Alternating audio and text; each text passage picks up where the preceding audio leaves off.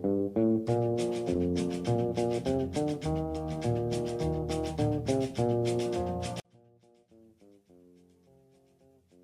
my name is Lester B. Pearson.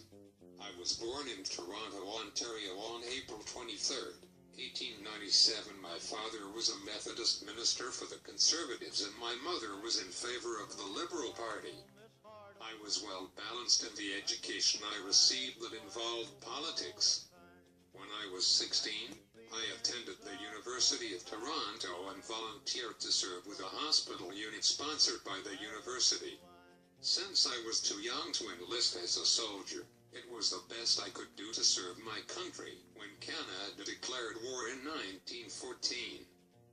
After I spent 2 years in England, Egypt, and Greece, I was injured during a plane crash and therefore I was sent back to Toronto and continued my studies.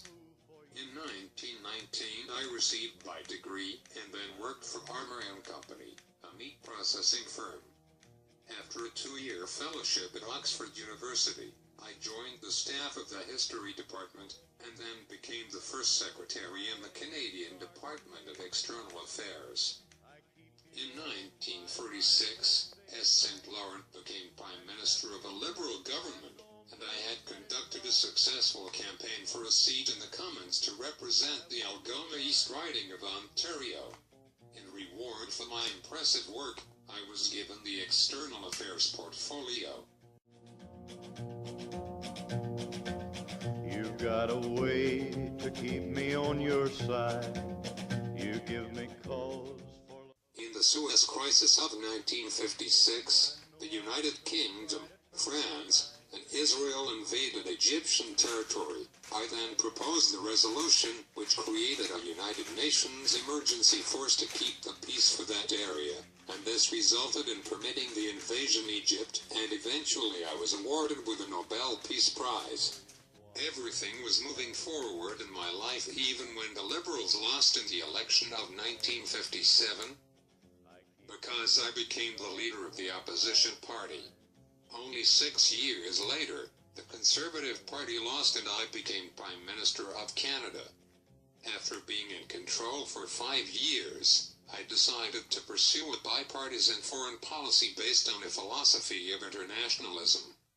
In this policy, I implemented old age pensions, medical care, and a generalized education. And finally my last large decision for Canada was to change the flag. This was a large debate with the Conservatives, who wanted some portion of the design to recognize the traditions of the past. But we wanted to create a new symbol for our country to show that we are independent. Eventually we had won the debate, and our new flag was raised on February 15, 1965. By the end of my career, I believe I was able to create a new and respected image for Canada, as well as influencing the world to choose peace over war.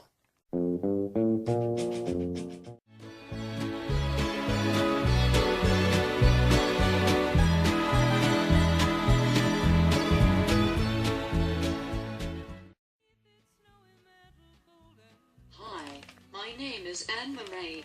I was born on June 20th, 1945 in Spring Hill, Nova Scotia. I always had a passion for singing ever since I was 7, and also studied piano for 6 years. After high school, I spent a year at Mount St. Vincent University, a Catholic women's college in Halifax. My next stop was the University of New Brunswick in Fredericton, where I studied physical education. I then auditioned for Sing Along Jubilee, which was a popular CBC television show. Sadly, I was not offered a job. 2 years later, I then got a call from Sing Along Jubilee co-host and associate producer, Bill Langstroth. I reluctantly agreed to return for a second audition in 1966 and I got the job. In 1970 I then created a hit single called Snowbird within 25 minutes. The radio stations loved it and it was so successful it went on to become one of North America's most played songs. Through the song I became a breakthrough for women, and I became the first solo Canadian female to receive an American Gold record. I am also involved in the Order of Canada, the highest honor that can be awarded to a Canadian civilian. With everything I had received for my successful career, I thought I should give back to other people who supported me throughout my career. My hometown of Spring Hill, Nova Scotia had closed its coal mines and the economy needed a boost. I was more than happy to lend my name in Centre.